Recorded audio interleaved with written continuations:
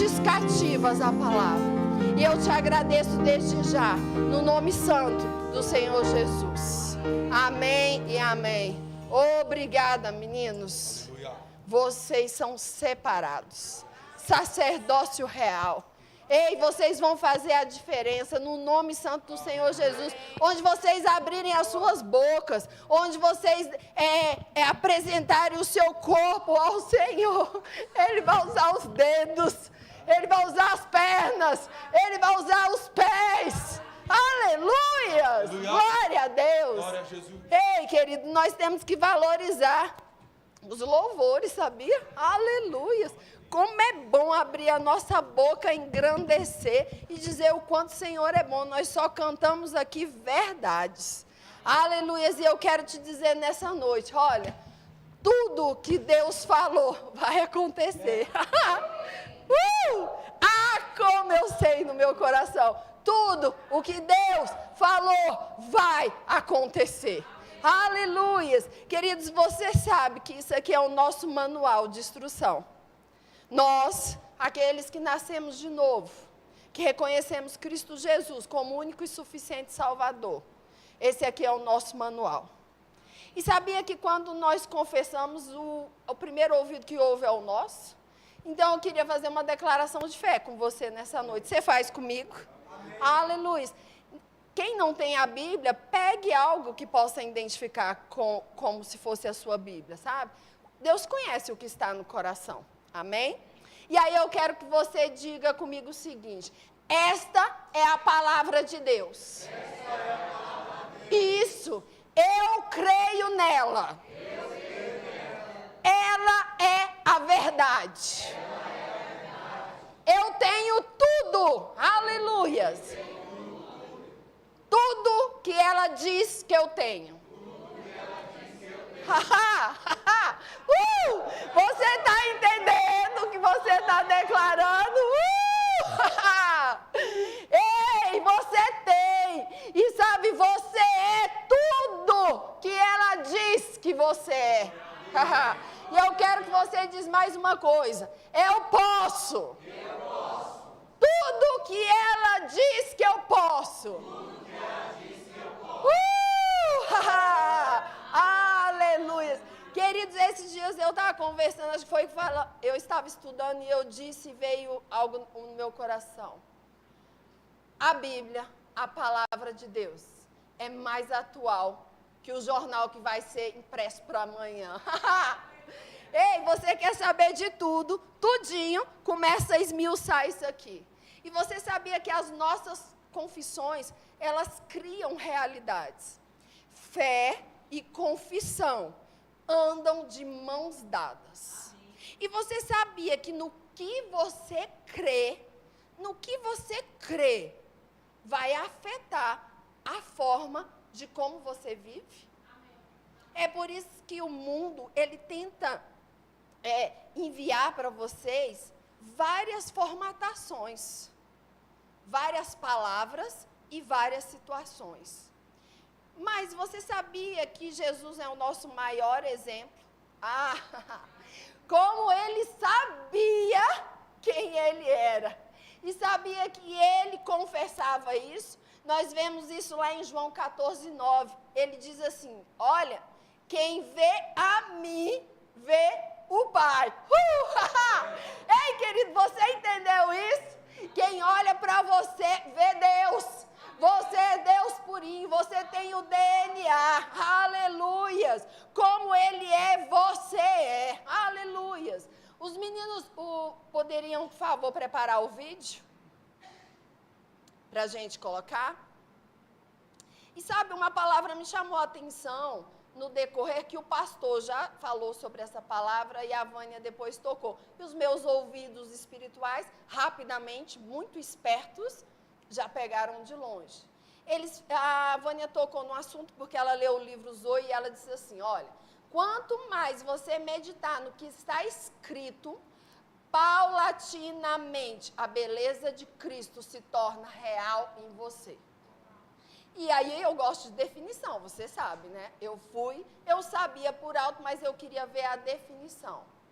Desde quando o pastor já falou, eu também já peguei. Então, quando a Vânia falou a segunda vez, eu peguei. Epa, tem coisa vindo aí.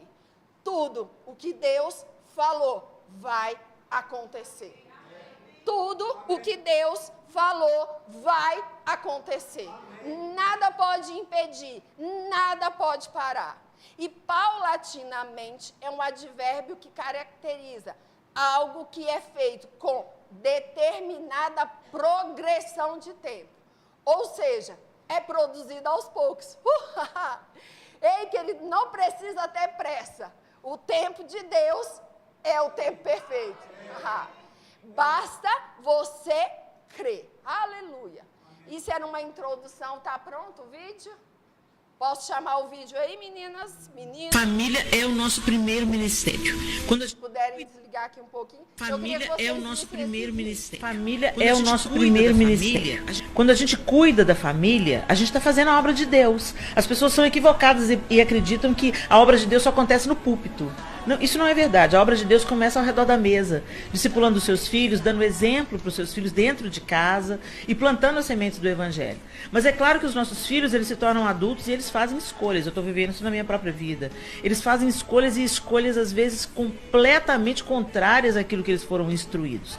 E aí, Alexandre, a gente tem que continuar confiando de que Deus é aquele que pode resgatar, restaurar e fazer aquela semente que foi plantada florescer no tempo determinado. Não acredito em famílias de margarina, sabe? Todo mundo quer uma família ideal, né? Uma família de margarina onde problemas não acontecem. Uma família saudável não significa que problemas não aconteçam.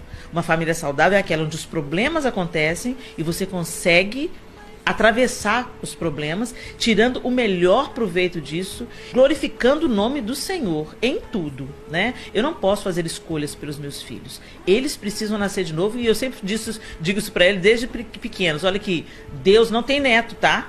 Deus tem filhos. Então eu vivo a minha experiência com Deus e vocês precisam buscar ter uma experiência de novo nascimento, né? E lá dentro de casa nós temos 4 personalidades distintas. A Clara, o Miguel, o Arthur e a Sofia, eles são completamente diferentes. Você pensa, o que deu errado para Caim, gente? Se ele cresceu no mesmo ambiente que Abel ficou aquela doçura, Caim foi lá e matou Abel, entendeu? Então, assim, os problemas familiares, eles acontecem desde que o mundo é mundo. Mas só que as pessoas, elas idealizam. Então, eu quero dizer para você que é líder, primeira coisa, seja leal à palavra de Deus. Você precisa de viver aquilo que você prega. Não adianta você ser uma bênção na igreja e ser uma farsa dentro de casa. Segunda coisa, família é ministério. Então, antes de cuidar de uma igreja, antes de ministrar as pessoas, eu tenho que ministrar os meus próprios filhos. Testemunhar Jesus para os meus próprios filhos, para o meu marido, para a esposa. A gente tem que ser crente dentro de casa, gente. Esse é o maior desafio da gente. Porque dentro de casa a gente não tem as máscaras sociais. Então a gente precisa de ser crente, é dentro de casa. Se você for crente dentro de casa, você vai ser crente em qualquer outro lugar, né? E terceira coisa, não deixa o acusador te acusar de absolutamente nada. Deixa o Senhor te acertar, deixa o Senhor te ministrar, o Senhor te corrigir. Porque mesmo a gente sendo pais, Alexandre, que faz todo o possível, a gente erra. Tentando acertar, a gente erra, né? Mas a gente não pode permitir que o acusador das nossas almas venha aproveitar um momento de fragilidade, um momento de dor, né? Ou de decepção, roubar a gente da presença de Deus, né? O Senhor diz pra gente, eu é que sei que pensamentos que tenho a vosso respeito. Cuida de andar na luz, cuida de obedecer ao Senhor e confia. Tempestades viriam. Ele disse que nós teríamos aflições. Davi viveu tantas adversidades dentro da sua própria família. José viveu tantas adversidades dentro da sua... Gente, a Bíblia é o exemplo de famílias que enfrentaram crises sérias. Mas o Senhor está no barco. E essa tempestade vai passar.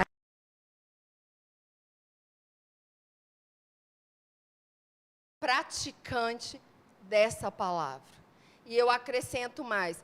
Seja Jesus na igreja, seja Jesus na rua, seja Jesus dentro da sua casa. Seja Jesus nas reuniões dos seus parentes. Eu quis colocar esse vídeo para dar uma introdução, mas ele é muito bom. Depois a gente coloca ele lá no grupo da igreja, né, pastor? Para quem quiser olhar com mais calma, que aqui nós temos que ser mais rápidos. Mas é bem legal e ele fala umas verdades, sabe? E nós, como pais, nós precisamos entender uma coisa, nós somos autoridade dentro da nossa casa. E aí eu vou dizer a mesma coisa que eu disse na última vez. Minha casa, minhas regras. Nós não podemos mais, queridos, ficar passando a mãozinha em pecadinho, em pecadão. Você precisa se agarrar à palavra e ver o que ela diz. E assim colocar ordem, onde precisa ser colocado ordem nas nossas casas. Eu estou falando da minha também, amém? Amém? E o importante é que nós possamos estar abertos a crescer. Eu queria que vocês colocassem a primeira imagem para mim, por favor. Que nós vamos conversar um pouquinho a respeito de família. E o assunto que eu vou falar é a respeito de família, mas eu quero dar um spoiler, acrescentar algo. Nós vamos conversar hoje sobre família de Deus, amém? Família de Deus é na rua, é na igreja, é dentro da minha casa. E os livros onde eu fiz a leitura, juntamente com o meu manual de instrução, eu sempre te indico, você leia os livros, mas o seu manual de instrução do lado. Nós precisamos ser como crentes bereanos para essa estação, para esse tempo. Eu estava estudando, muito obrigada, querido, por você deixar eu estar aqui falando para você, porque é acréscimo para a minha vida. E o que acrescenta na minha vida, volta para você. Porque tudo que Deus falou vai acontecer. Tudo que Deus falou, querido, vai acontecer no tempo certo. Pode ficar tranquilo, está chegando. Aleluia. E eu li esses 3 livros, Amor, o Caminho para a Vitória, Construídos para Durar, do filho do irmão Kenneth Hagin, Relacionamentos Importam, de Tony Cook. Eu te indico esses 3 livros, são ótimos livros. Aí vocês podem deixar na próxima imagem, por favor. E sabe, queridos, o primeiro casamento da Bíblia, ele começou lá em Gênesis. Por isso que eu te digo que família é projeto de Deus. Lá em Gênesis 2:18 diz assim: não é bom que o homem esteja só. Far-lhe-ei uma auxiliadora idônea. Começou aí a primeira família. E começou aí uma relação. Mas eu quero te lembrar de uma coisa. Antes disso tudo, o homem, ele já tinha um relacionamento com Deus. Então, nós devemos priorizar, acima de tudo, o nosso relacionamento com Deus. E como é que você se relaciona com Deus? Primeiro, eu vou te contar que você precisa receber a Cristo Jesus. Você entra na família de Deus quando você abre a sua boca e reconhece o senhorio de Cristo Jesus. E aí você começa a congregar e praticar o que está na palavra. A fé vem pelo ouvir e ouvir a palavra de Deus. E aqui é o melhor lugar para você poder ouvir essa palavra. Amém? Então, você precisa também estar orando, fazendo a leitura e ouvindo a palavra, guardando e praticando. E sabe uma coisa que o Senhor me chamou a atenção? Me chamou a atenção a respeito de relacionamento. Aqui em Gênesis começou o primeiro relacionamento. Deus criou o homem originalmente, com habilidade e com necessidade de se relacionar. O homem não estava mais só. Ele tinha uma cooperadora idônea. E sabe uma coisa que está lá no verso 24 de Gênesis 2:24, diz assim: que Deus planejou um relacionamento conjugal entre homem e mulher. Está escrito lá na palavra, macho e fêmea. Então, querido, biblicamente, casamento e relação conjugal, de acordo com o nosso manual de instruções, é macho e fêmea. Amém? E você pode passar o próximo slide, por favor? E eu fui pesquisar pelos dicionários o que é relacionamento. Relacionamento é investimento diário, é paciência, tolerância, respeito, reciprocidade, amor, fidelidade, amizade, parceria e doação. E eu achei interessante. E depois de eu ler isso tudo, sabe o que eu entendi e vendo aquele vídeo? Se nós tivermos relacionamentos conjugais fortes, nós teremos, consequentemente, famílias fortes. Quando se tem uma família forte é aquela que anda conforme os princípios.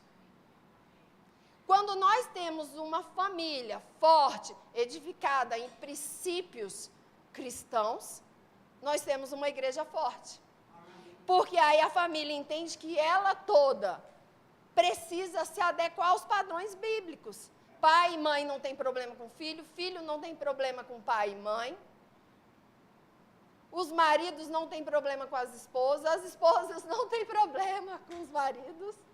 Porque existe tudo isso, paciência, tolerância, respeito, amor, fidelidade, amizade, parceria, e eu me dou todo dia. Aleluia. Pode colocar a próxima imagem. E sabe, no dicionário também me chamou a atenção que disse assim, ó, um bom relacionamento se desenvolve quando há confiança, empatia, respeito e harmonia. E que uma boa convivência se torna fácil se relacionar. E relacionamentos é uma via de mão dupla. Você dá, mas também você recebe. E é assim também com o nosso Pai. Nós precisamos nos achegar ao nosso Pai, lendo a Bíblia, orando, andando nos seus caminhos, deixando a palavra esmiuçar e trabalhar. Deixa eu ler aqui para você o que está escrito lá em Timóteo. Toda a Escritura é inspirada por Deus e é proveitosa para ministrar a verdade. Diga, a verdade. Para repreender o mal, para corrigir os erros e para ensinar, diga ensinar, a maneira certa de viver. Em 2 Timóteo 3,17 diz, a fim de que todo homem de Deus tenha capacidade e pleno preparo para realizar todas as boas ações. Aleluias, essa é a versão da King James. E aí eu gosto muito de vez em quando buscar lá na The Passion. E o 17 da The Passion diz assim, olha, então você será um servo de Deus. Ei, querido, ouça, totalmente maduro e perfeitamente preparado para cumprir qualquer tarefa que Deus lhe der. Aleluia! Você entendeu isso? Como é bom ler a palavra, como é bom estudar, como é bom esmiuçar. Você sabe, eu vou conversar um pouquinho sobre relacionamento e eu coloquei essa imagem para todas as vezes que você a vê-la, você perceber e você entender que nós precisamos de pessoas. Nós não conseguimos viver sozinhos. O pastor uma vez aqui disse, e aquilo entrou no meu coração. Querido, nós não fomos comprados para sermos egoístas. Não fomos comprados com sangue precioso de Cristo Jesus para sermos egoístas. Resumindo, sabe como nós éramos? Nós éramos uma mercadoria estragada com defeito.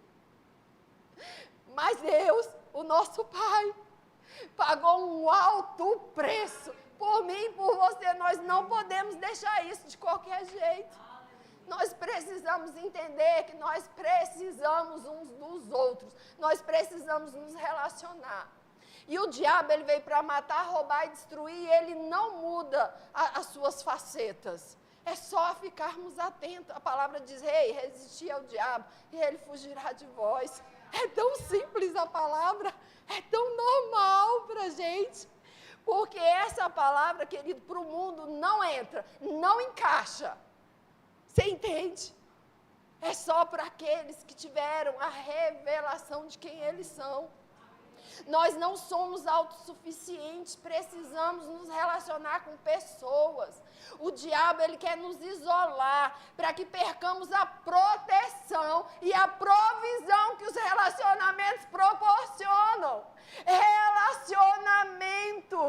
Relacionamentos. Nós estamos aqui hoje congregando, nos relacionando. Olha, pensa comigo, a ovelha fora do pasto, ela é uma presa fácil, muito fácil.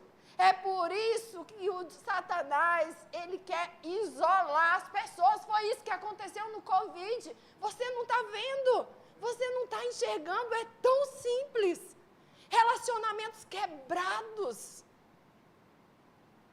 pessoas magoadas, famílias dilaceradas, corações doloridos, sangrando, porque alguns entes foram embora.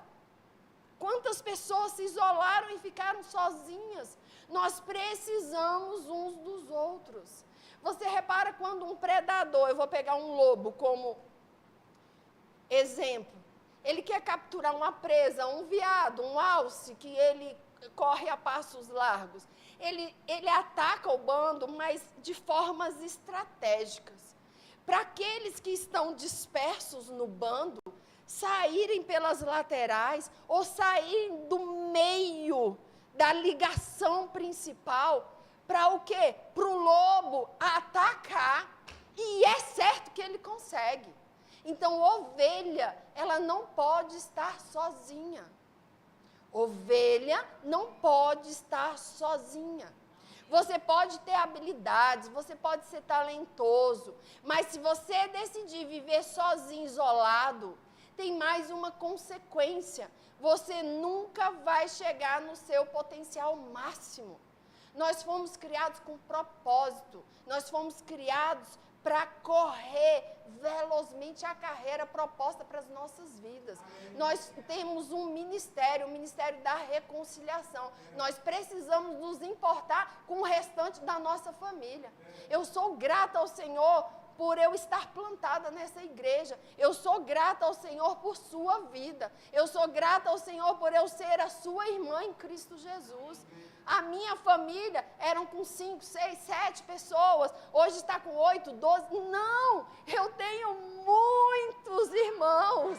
É assim que você tem que sair de casa quando você vem para a igreja. Eu vou encontrar o meu irmão. Aleluia. Alcance o seu potencial.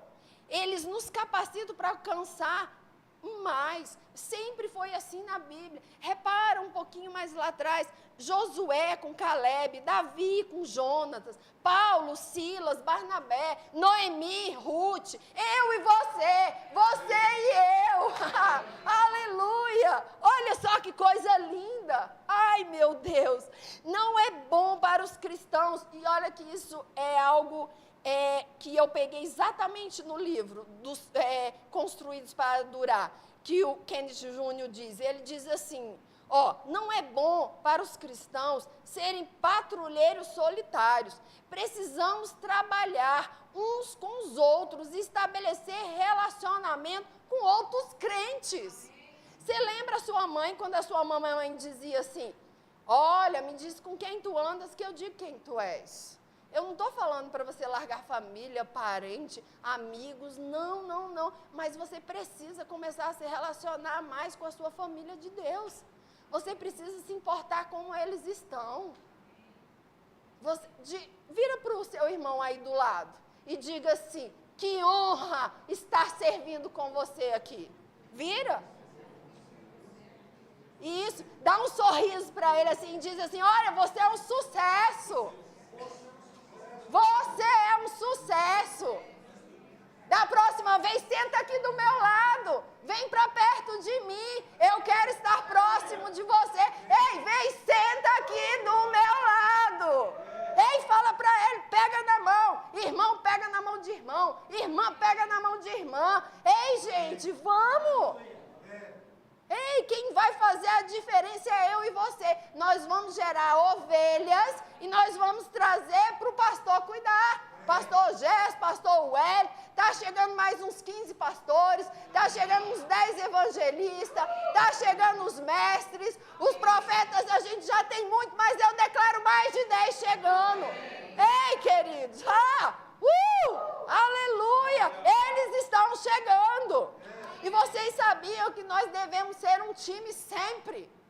Marido e mulher, vocês são um time.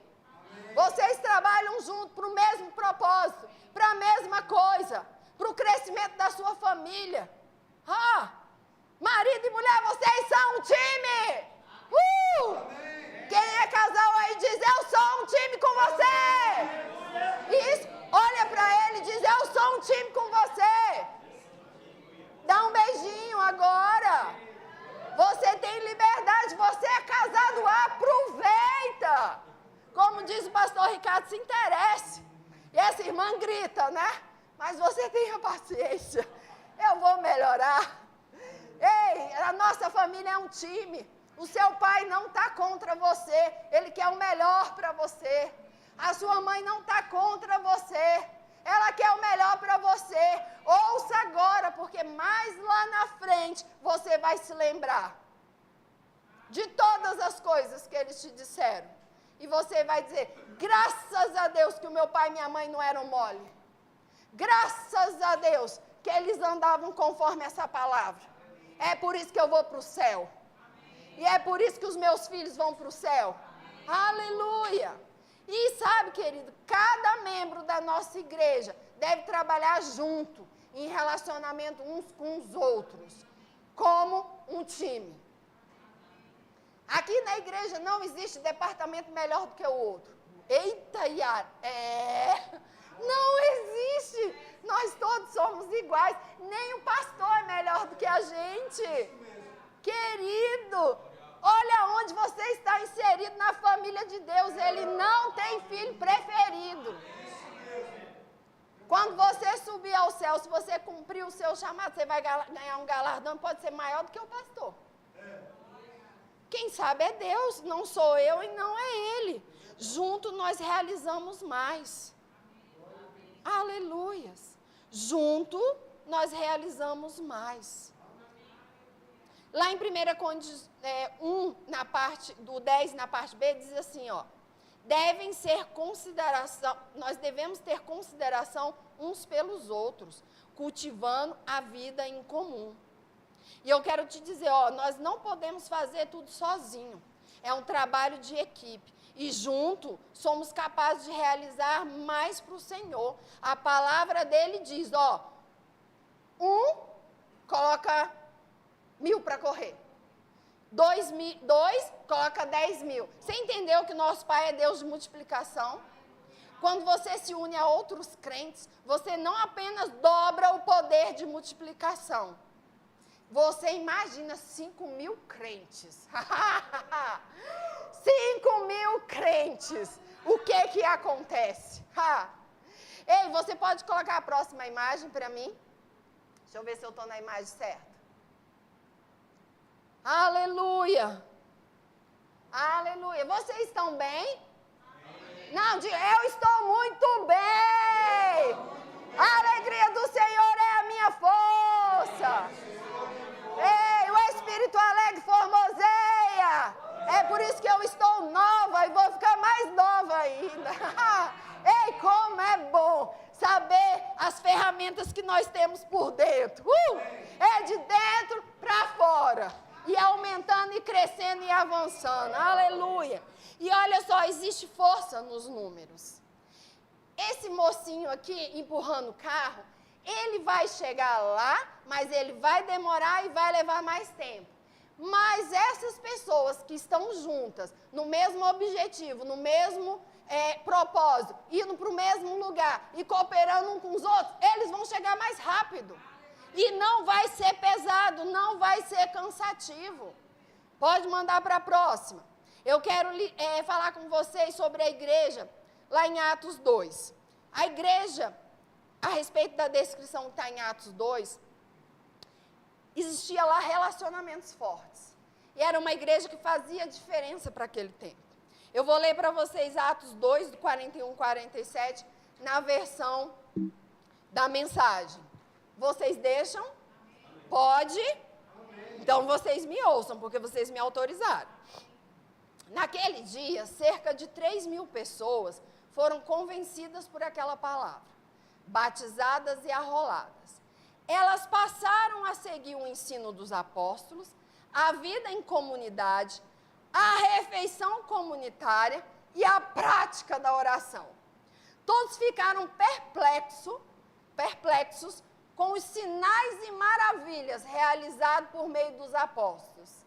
Os crentes viviam numa harmonia maravilhosa e tinham tudo em comum. Vendiam o que possuíam e deixavam os recursos à disposição para atender às necessidades de quem precisava. Isso que é amor.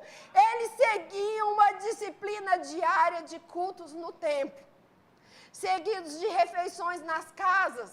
Cada refeição, ouça, era uma celebração vibrante e alegre, com muito louvor a Deus.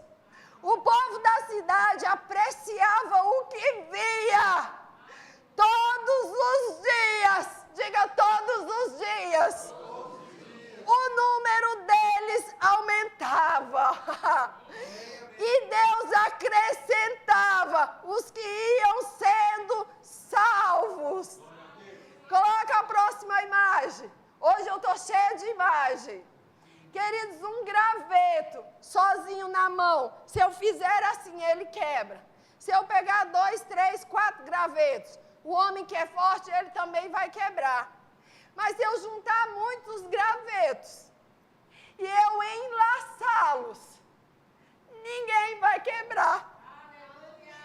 Isso aqui somos nós, sedimentados e alicerçados em Cristo Jesus, na palavra. Hoje tudo que eu estou dizendo, querido, está na palavra. Eu fui minuciosa, eu estudei, aleluia. Diga graças a Deus. Eu creio numa vacina hoje para as nossas vidas. Era essa nota que eu tinha no meu coração. E a pressão foi grande. Por isso que eu louvei muito. Porque eu não quero nada de mim. Eu quero que eu e você possamos ouvir o que o Espírito Santo, que prescuta todas as coisas, sabe de onde nós precisamos crescer, amadurecer, melhorar. Queridos, eu não sei você, mas eu amo multiplicação. Eu amo acréscimo. Quando as pessoas começarem a nos ver unidos em um relacionamento de aliança, ocupados, ajudando-nos uns aos outros, em meio às várias situações, eles irão querer participar desse relacionamento. Ovelhas gerando ovelhas. Eu declaro para a sua vida, em nome do Senhor Jesus, esse será o melhor semestre da sua vida. Ei, ouça, este será o melhor semestre da sua vida. Tudo o que Deus falou vai acontecer. Aleluias. Nós precisamos ficar empolgados. Receba pela fé e seja guiado. Aleluia. O que uma pessoa não pode realizar sozinha, muitas pessoas unidas pelo relacionamento pode realizar. Você entendeu isso hoje? Quanto mais juntos, mais forças nós temos. E o propósito da família de Deus é exatamente isso, é chamar os outros que estão lá fora, não é para outra coisa. E uma coisa me chamou a atenção quando eu estava estudando a respeito de Pedro, puxando lá as redes, lá em João 21, 11. Eu vou ler para você de novo na Depêche. Diz assim: então Pedro entrou na água e ajudou a puxar a rede para a margem. Estava cheio de muitos peixes grandes. Exatamente, 153. Mas mesmo com tantos peixes, a rede não estava rasgada. Aleluia! Olha só. E na mensagem, essa situação toda diz, olha, Pedro juntou-se a eles. Está pegando pelo Espírito? Juntou-se a eles. Pessoas unidas com o mesmo propósito. Pessoas unidas com o mesmo propósito. Você pode colocar a próxima imagem, por favor? Eu não posso fazer o que você pode. E você não pode fazer o que eu faço. Mas juntos nós podemos realizar qualquer coisa. O pastor disse aqui no domingo: não esconda o seu talento. Aleluia! Não esconda o seu talento. Existem pessoas que vão ficar na base, que vão dar apoio para as próximas que estão vindo. As maduras vão cuidar dos meninos. Aleluia! Você viu que essa escadinha, e que eu gosto de criança, você já viu, né? E olha como é lindo. Essa que é maior deu base para o próximo deu base para outra, a outra deu base para outra, e todos cuidaram do menino, do bebezinho. Todos cuidaram do bebezinho. Ninguém deles, mesmo sendo crianças, colocaram ele lá embaixo. Se criança tem esse discernimento, imagina nós. Aleluia! Aleluia! Precisamos uns dos outros. Mas antes disso, não esqueça, nós precisamos do relacionamento íntimo com Deus. Só assim um corpo bem ajustado vai entender que ele depende de cada parte trabalhando em conjunto. A igreja é um conjunto de muitas pessoas adorando a Deus e compartilhando as boas novas de Jesus. À medida que cada um de nós segue para a posição no corpo e faz o que deve ser feito, então diga todo o corpo amadurece e cresce. Todo o corpo, esse é eu e você. Pensa comigo no corpo do ser humano. Eu estou levantando aqui a minha mão, mas a minha mão, ela só vai alcançar esse resumo se o braço fizer o trabalho dele. Para fazer esse púlpito aqui, eu vi que ele tem algumas coisas aqui, tem uma parte de metal. Várias pessoas tiveram que trabalhar para esse púlpito ser finalizado. Aqui tem um tipo de material, aqui tem outro tipo. E se ele foi pensado numa máquina, precisou de pessoas. Você percebe que é um trabalho em conjunto, até na hora de colocar para vender, para chegar no seu produto final. Então, aumente os seus esforços. Pense nisso. Aumente os seus esforços. O que a pessoa sentada ao seu lado na igreja recebe, depende em parte de você, é uma troca. As pessoas, elas também precisam ser ajudadas, encorajadas, unidas junto com a fé dela e amá-las.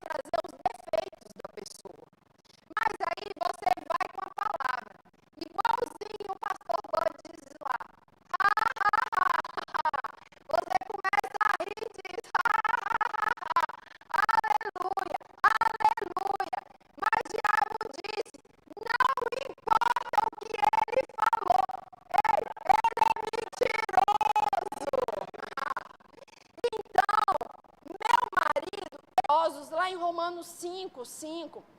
De novo, eu vou trazer para você, só que na versão Almeida, corrigida e fiel. Ela diz assim, ó, e a esperança não traz confusão, porquanto o amor de Deus está derramado em nós. Ei, diga está.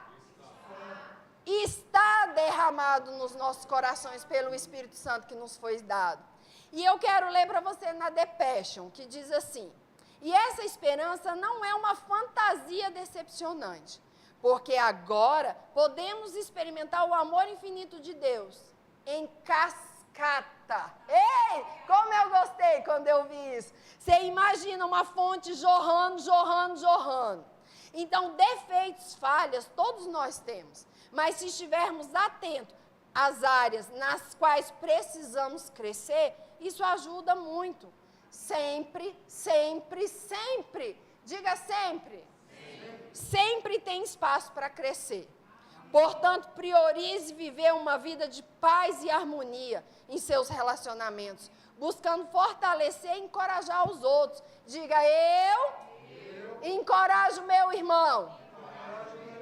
E sabe que nós não devemos olhar as aparências e nós não devemos julgar. Nós aprendemos aqui hoje que eu devo amar, que eu não devo ser egoísta, que eu devo ser tolerante, paciente. Estudamos isso o tempo todo lá nos frutos do Espírito, tem sido maravilhoso. Nós temos aprendido quanto Deus é bom, que o maior habita dentro de nós, que nós somos um templo. Eita, verbo da vida, Asa Sul, que é um sucesso. Ministros de sucesso, ministros de sucesso. Ah, Pai, nós queremos, Pai, nós queremos ser intérpretes do que o seu Espírito vai fazer nesse tempo. Ah, eu quero, querido. Eu quero falar do que Deus tem para cada vida que eu encontrar na rua. Me dá, Pai, ousadia e intrepidez. E sabe, eu já estou terminando. E eu sempre ouvi falar a respeito de Paulo e de Barnabé. E você sabia que eu tinha um senso crítico com relação a Barnabé? Mas sabe por quê? Eu não fui lá conhecer o assunto, eu julguei de primeira. E sabe que lá em Atos 4:31, deixa eu ler para você a partir do 35, diz assim, e colocava aos pés dos apóstolos, que o distribuíram segundo a necessidade de cada um, as ofertas que entregaram. 36, José, um levita de Chipre, a quem os apóstolos deram o nome de Barnabé, que significa encorajador. Vendeu um campo que possuía, trouxe o dinheiro e colocou nos pés dos apóstolos. E aí já estava no meu coração a respeito de Paulo e Barnabé e eu fui estudar. Barnabé, querido, era aquele que incentivava, que acreditava e que investia nas pessoas. Paulo, ele foi um perseguidor dos cristãos. No início da sua conversão, todos deviam desconfiar de Paulo. Você imagina Paulo chegando aqui e você sabendo da reputação. Eu já ia olhar torto para ele. Imagina, nem todos teriam a facilidade de recebê-lo. Mas se levantou um, Barnabé. Barnabé reconheceu a vocação e o potencial de Paulo. Barnabé foi mentorado, Paulo foi mentorado por Barnabé. E sabe que ele aprendeu bem a lição? Porque depois ele foi o mentor de Timóteo. Mas sabe que houve uma desavença entre eles, uma desconcordância?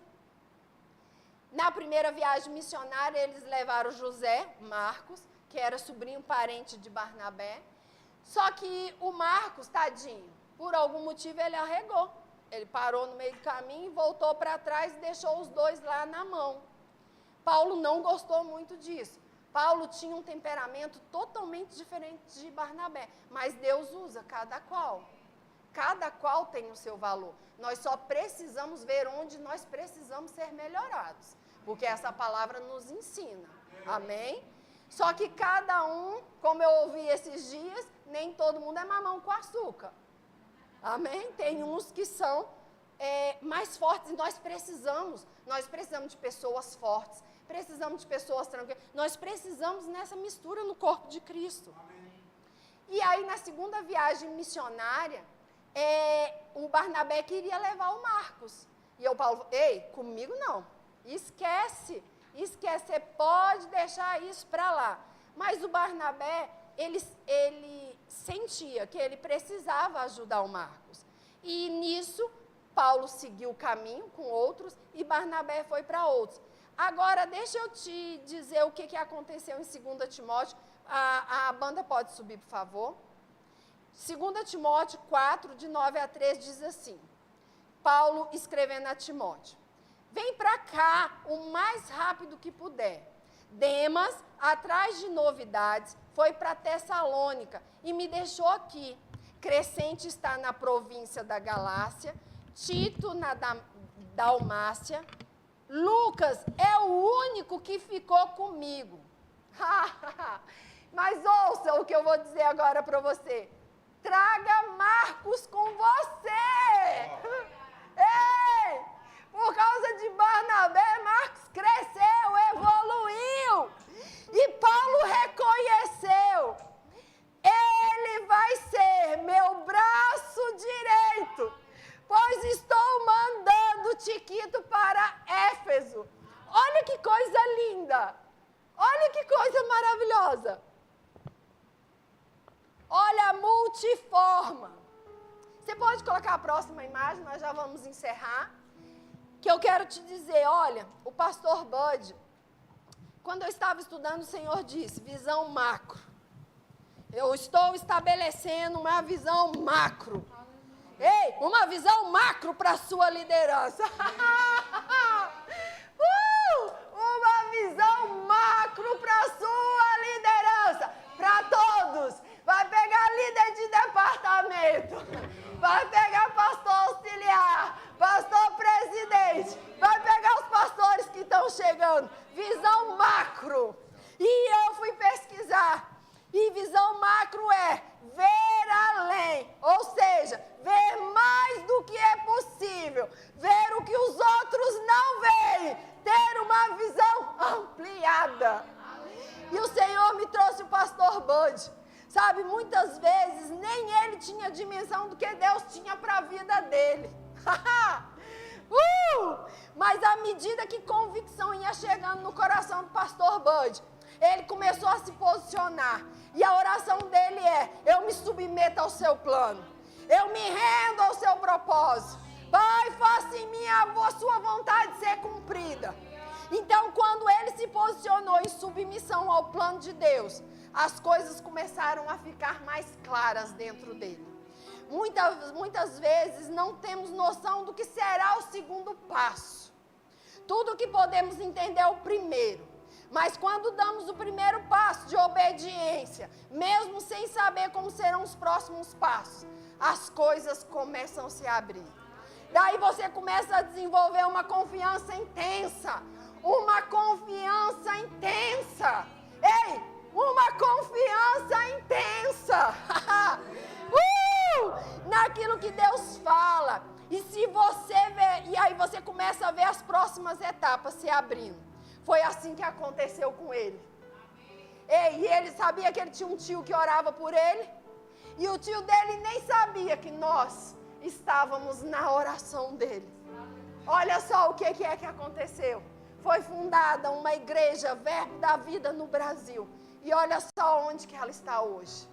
Ei, querido, precisamos nos relacionar. Precisamos de pessoas. Baixa a guarda. Aleluia. E se você hoje ainda não recebeu a Cristo Jesus e quer fazer parte dessa família, eu queria te convidar. Se você não reconheceu ainda Cristo Jesus, basta você crer com o coração e confessar com a sua boca. Tudo novo se faz na sua vida. Existe alguém no nosso meio? Aleluia. E você que está em casa, se você vai me ouvir em outra estação, em outro tempo, ei, na sua casa, reconheça Cristo Jesus. Ligue para cá. Nós temos pessoas que vão atender o seu telefonema. Venha aqui nos visitar. Venha nos conhecer. Existe alguém no nosso meio que também não recebeu o batismo no Espírito Santo e gostaria de receber nessa noite? Amém. Queridos, eu não vou perguntar sobre cura. Porque eu tenho no meu espírito que você nessa noite, você sabe quem você é. Você não precisa. Você recebeu a palavra que te cura. Ei, você recebeu uma boa vacina. Aleluia. E eu quero dizer.